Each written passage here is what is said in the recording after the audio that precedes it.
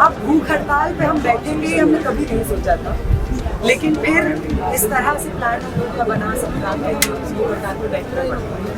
पहले 3-4 दिन तो थोड़ी थोड़ी भूख लग रही थी, लेकिन हमें ये भी लग रहा था कि अरे नहीं भूख हड़ताल पे बैठे हैं तो सह लेंगे, हम सह लिया हम लोगों ने। सीजेपी के जो लोग हैं वो जब तक स्टूडेंट्स के इश्यूज पे या लोगों के इशू पे लड़ेंगे तब तक हम लोग हमेशा साथ हैं। सीएम काफिला के दौरान एक महिला पर गरम उबलता हुआ पानी डाला जाता है, जो वादे में उससे नहीं किए गए थे वो बस आम सरकार को थोड़ा सा आत्ममंथन के लिए प्रेरित करेंगे, लेकिन ये सरकार करना ही नहीं चाहती, कोई आत्ममंथन संभव नहीं है। वो लोग जो एक दलित व्यक्ति के घर पे जाके पैर धो करके उसको पीने का नाटक करते हैं कि हम जात पात में नहीं मानते, वो लोग जो लिप सर्विस प्रोवाइड करते हैं कि हम जेनजी की बात सुनेंगे, फिर मोहन भागवत जाके उस नौजवान से कहते हैं कि बुजुर्गों के सामने आवाज हम कभी नहीं उठाते थे, ये पता नहीं कौन सी नई जनरेशन है जो ऐसा करती है, आप भी मत करिए। आपने हम लोगों के साथ इतनी पॉलिटिक्स कर दी है कि हम ये भूल चुके हैं कि वो नींव क्या थी जिस पे आजाद हिंदुस्तान को खड़ा किया गया था, वो शहादतें क्या थी जिसके लिए हंसते हंसते एक 17 साल के खुदीराम बोस और 23 साल के भगत सिंह फांसी पे चढ़ जाते हैं। वो शहादत के पीछे का जज्बा और विजन ऑफ इंडिया क्या था ये भुला दिया है आपने हमें, इसलिए पॉलिटिक्स पे बात करना जरूरी है, क्योंकि आपने पॉलिटिक्स करके हिंदुस्तान के नक्शे को, उसके आइडिया को धूमिल कर दिया है हम सबके सामने।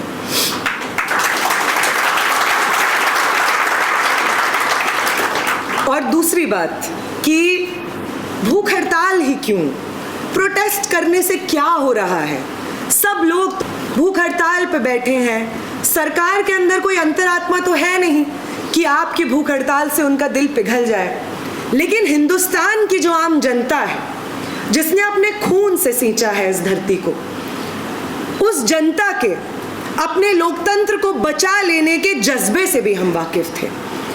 तो वो जनता जो शायद ये समझ बैठी थी कि भाजपा सरकार उसके लिए विकास का एक तरीका बनेगा, उस जनता के सामने इस चीज को दिखाना, कहना, प्रदर्शित करना बहुत जरूरी था कि वो लोग जो रेड फोर्ट पे खड़े होकर के विमेन्स एम्पावरमेंट बोल करके आंसू बहाते हैं, वो लोग जो एक दलित व्यक्ति के घर पे जाके पैर धो करके उसको पीने का नाटक करते हैं कि हम जात पात में नहीं मानते, वो लोग जो लिप सर्विस प्रोवाइड करते हैं कि हम जेनजी की बात सुनेंगे, फिर मोहन भागवत जाके उस नौजवान से कहते हैं कि बुजुर्गों के सामने आवाज हम कभी नहीं उठाते थे, ये पता नहीं कौन सी नई जनरेशन है जो ऐसा करती है, आप भी मत करिए।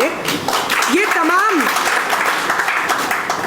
ये सरकार, जैसे मैंने कहा, आरएसएस के हाथ में एजुकेशन मीन्स द एंड, विचार का अंत, विचार का अंत। हमारे कहाँ गए भंवर भाई, यही तो बैठे हुए थे सामने, भंवर में वंशी जी कहाँ गए? आप एकदम पीछे क्यों पहुंच गए? भंवर जी जब सवाल करने लगे, बहुत छोटे थे, 15-16 साल के, और छुआछूत का अनुभव हुआ, और भंवर जी ने सवाल किया कि भाई ये आरएसएस में छुआछूत, वो आरएसएस में थे, शाखा अपनी गांव में चलाते थे, 14-15 साल, बाबरी मस्जिद तोड़ने भी गए थे 1991 में, जेल में भी इनको रखा आगरा में रोक के। तो जब भंवर जी ने सवाल उठाया कि भाई ये क्यों, तो उनको बोला गया तुम सवाल नहीं कर सकते, विचारक तुम नहीं बन सकते हो, विचार तुम्हारे में नहीं हो सकता, कोई और है। तो अगर कोई शिक्षा बिना विचार के होती है तो वो शिक्षा तो नहीं हो सकती। जंतर मंतर में हुए प्रोटेस्ट में कई सारे चेहरे उभर कर आए, उन्हीं में से जो पहली महिला मैं कह सकती हूँ, या फिर हम सब ने देखा होगा जिन्होंने बहुत बेबाकी से बोला, अपनी आवाज उठाई या फिर वहाँ रह के समर्थन किया, वो भी कई लंबे समय तक, वो हमारे साथ आज मौजूद है और बहुत वेलकम है आपका। सबसे पहले तो जयपुर में आपका बहुत बहुत स्वागत है और झलकों में आपका स्वागत है। मैम जैसे हम सीजीपी के वजह से लोगों ने आपको बहुत ज़्यादा पहचाना है। मैं ये जानना चाहती हूँ कि अगर हम इंट्रोडक्शन की बात करें तो हम पहले किसको रखना चाहते हो, आयशा को या फिर सीजीपी? नहीं, मैं सीजेपी के मेंबर में मैं तो एक स्टूडेंट एक्टिविस्ट हूँ जो आयशा से। मैं तो मेरे उसमें इंट्रोडक्शन में सीजेपी नहीं आता है। वो मूवमेंट हम लोगों ने साथ में लड़ा और वो साथ में लड़ा इसलिए जीता। ये चीज़ भी बहुत ज़रूरी है, लेकिन मैं एक आयशा की एक्टिविस्ट हूँ, इस चीज़ से तो क्या ही हो रहा है। इसको पहले इतना पड़ेगा। हाँ, मतलब मेरी विचारधारा वहाँ से आती है ना। मेरा ये डिसीजन कि हम लोग भूख हड़ताल पे बैठेंगे, मैं और मेरे साथी, और वहाँ पे अगर बैठेंगे तो धर्मेंद्र प्रधान एक व्यक्ति विशेष के इस्तीफे के बियॉन्ड क्या मांग है, NEP या नेशनल एजुकेशन पॉलिसी जो है या NTA नेशनल टेस्टिंग एजेंसी है, इसको हम कैसे देखते हैं, और इनके खिलाफ हमारा एक लंबा संघर्ष रहा है जो मैंने बतौर एक स्टूडेंट एक्टिविस्ट का ऐसा एक्टिविस्ट किया। तो मेरी तो समझदारी वहाँ से आती है, क्योंकि वो एक आइडियोलॉजी है। सीजेपी एक प्लेटफॉर्म है जिसने स्टूडेंट्स को मोबिलाइज करने का काम किया और हम सब लोगों ने मिल करके जनता बनाकर किया, लेकिन मैं तो ऐसा से जैसे मैम अभी सीजेपी एक नया आंदोलन लेकर आ रही है, कैंपेन लेकर आ रही है कि स्कूल टीचर, तो क्या हम उसमें आपको दिख पाएंगे? हाँ, अगर कहीं पे हम लोग का एक दूसरे के साथ में काम करना होता तो बिल्कुल। मतलब सीजेपी के जो लोग हैं वो जब तक स्टूडेंट्स के इश्यूज पे या लोगों के इशू पे लड़ेंगे तब तक हम लोग हमेशा साथ हैं। I think they would say the same about us कि हम लोग स्टूडेंट्स और यंग लोगों के इश्यूज पे हमेशा साथ रहेंगे। तो ये सपोर्ट तब तक है जब तक उनकी आइडियोलॉजी और आपकी आइडियोलॉजी जो है वो मैच करती है। आइडियोलॉजी मैच करने की बात नहीं है जब तक वो प्रो स्टूडेंट कोई दिक्कत? ओके, जैसे बच्चा बड़ा होता है वो घर पे जो देखता है वो सीखता है। हम एज एन चाइल्ड भी ना, हम हमारे मन पापा जिनको सपोर्ट कर रहे होते हैं, हम अपने आप उनको सपोर्ट नहीं करते हैं। तो आप अलग कैसे निकले? आपने कैसे सोचा कि नहीं शायद ये गवर्नमेंट है, स्टूडेंट के लिए काम नहीं कर रही है, ये एम्प्लॉयमेंट के लिए काम नहीं कर रही है? ये थॉट प्रोसेस आपका कैसे चेंज हुआ? एक्चुअली राइट डूइंग भी जिनको हम ऐसे ब्लैंकेट का इस्तेमाल कर देते हैं ना, वो राइट होता है। जो लोग शायद भाजपा को समर्थन करते हैं वो लोग शायद बहुत अपने बच्चों के सामने उन्हें ऑनेस्टली सिखाते हैं कि आप जो भी करना अपनी जिंदगी में आप कॉम्प्रोमाइज़ करिए, मत करिए, घूस मत लीजिए, करप्शन मत करिए। हो सकता है कि जो माएँ आपको बड़ा करती हैं वो माएँ आपको ये सिखाती हैं कि किस तरीके से आपको एक साथ, मतलब वो अगर उसको घर चलाना है तो सबको साथ रख के चलाना होगा। जंतर मंतर में हुई प्रोटेस्ट की बात, क्या उनका सपोर्ट आपको देखने को मिला कि थोड़ा चेंज शिफ्ट आया कि नहीं वो अभी आपको सपोर्ट कर रहा है, बोल रहे हैं कि बेटा आपने जो किया बिल्कुल बढ़िया किया?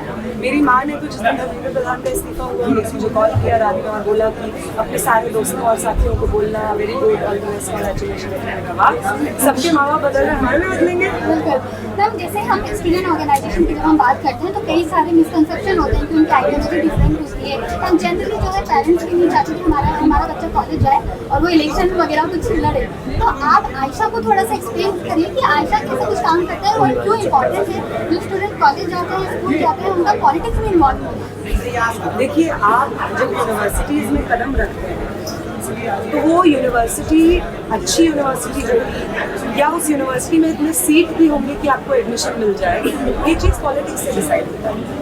इस देश में न जाने कितने लाख स्टूडेंट्स हैं जो नीट का एग्जाम देते हैं, नीट का एग्जाम देते हैं, लेकिन इस सब के बावजूद उसका एक बहुत छोटा फ्रैक्शन, लाखों कई लाखों लोग एग्जाम देते हैं और कुछ हज़ारों सीट होती है। एम्स को मिला करके, छोटा मोटा सरकारी मेडिकल इंस्टीट्यूशन को मिला करके कुछ हज़ारों सीटें होती है। तो ये चीज़ ये लंबे समय से यहीं पे गाड़ी रखी है। आपको मालूम है हर साल लाखों स्टूडेंट दे रहे हैं, तो आप एम्स की संख्या क्यों नहीं बढ़ा?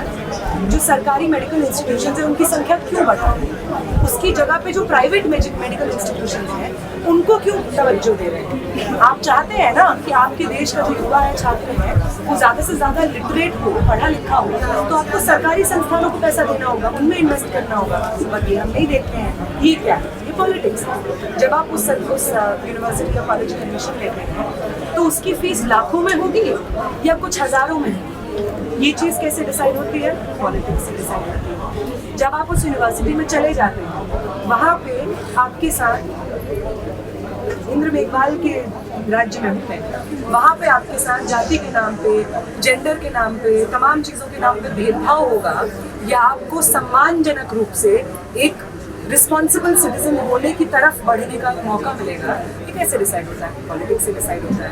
आप जिस हॉस्टल में रहेंगे वो हॉस्टल इतना टूटा फूटा होगा कि इतना वॉशरूम में बैठेंगे आपके ऊपर छत गिर जाएगी, या वो ऐसा हॉस्टल होगा जहाँ पे आप आराम से बिना चीज़ों की चिंता किए हुए सिर्फ पढ़ाई पे ध्यान दे सकते हैं? कैसे डिसाइड होगा?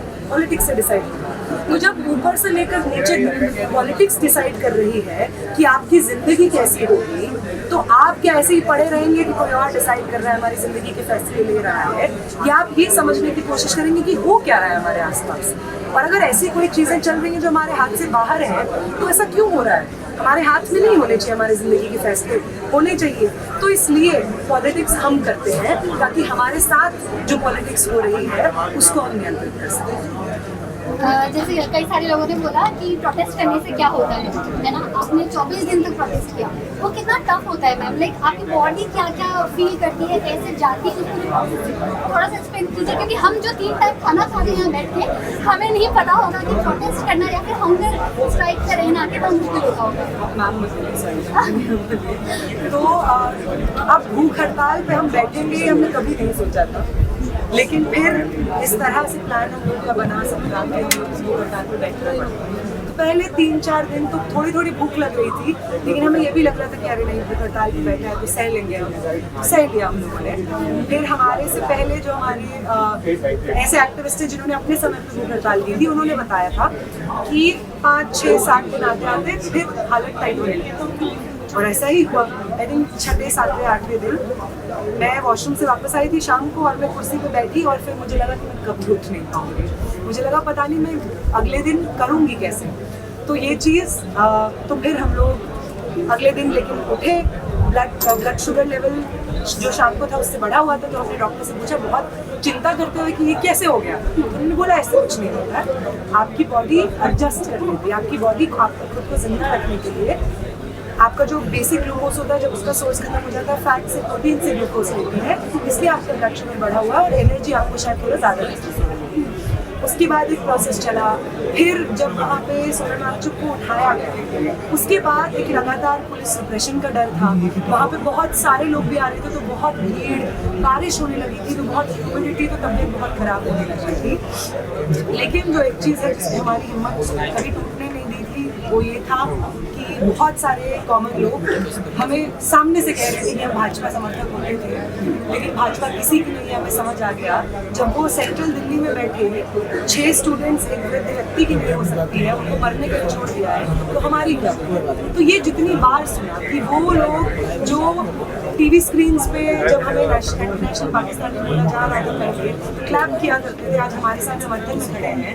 जब ये दिखा कि बदलाव आ रहा है, लोग समझ रहे हैं, तब हमें लगा बस 3 दिन और बैठेंगे, कोई दिक्कत नहीं है। नेहा, क्योंकि अभी आपने ये एंटी नेशनल के बारे में बात की, एक लास्ट क्वेश्चन है ना, क्योंकि आपने ये एंटी नेशनल के बारे में बात किया, तो कैसा कुछ महसूस होता है जब आप देखते हो कि सोशल मीडिया पर हर दूसरा इंसान इतनी आसानी से किसी को भी एंटी नेशनल बोल दे रहा है, और उनको ये राइट दे दिया गया है क्योंकि सोशल मीडिया है, तो वो किन्हीं भी क्रांतिकारियों को हम कहते हैं कि कोई भी जो गवर्नमेंट अगेंस्ट में बोलता है उनको एंटी नेशनल कहता है, जो आपको भी कई बार सुनने को मिला होगा। कैसा महसूस होता है आपको? ये कहते हैं ना कि जुल्म जब हद से बढ़ता है तो मिट जाता है। आपने इस देश की इतनी बड़ी आवाम को किसी न किसी पॉइंट पे एंटी नेशनल पाकिस्तानी बोल दिया है कि अब पूरी जनता एंटी नेशनल होगी, और सरकार में बैठे और उसके कुछ चाटुकार लोग हैं जो सिर्फ नेशनलिज्म का तमगा बांट रहे हैं। तो आप अपना नेशनलिज्म संभालिए, हमें नेशनलिज्म की परिभाषा भी पता है, और आपसे इस देश को बचाना कैसे। Thank you ma'am.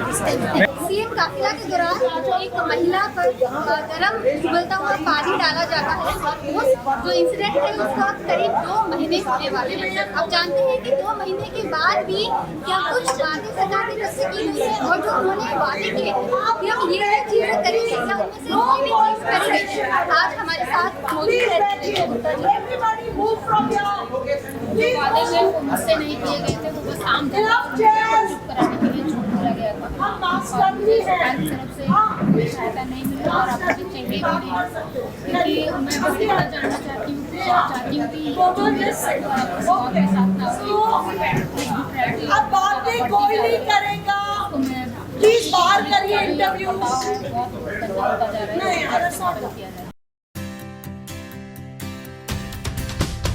झलको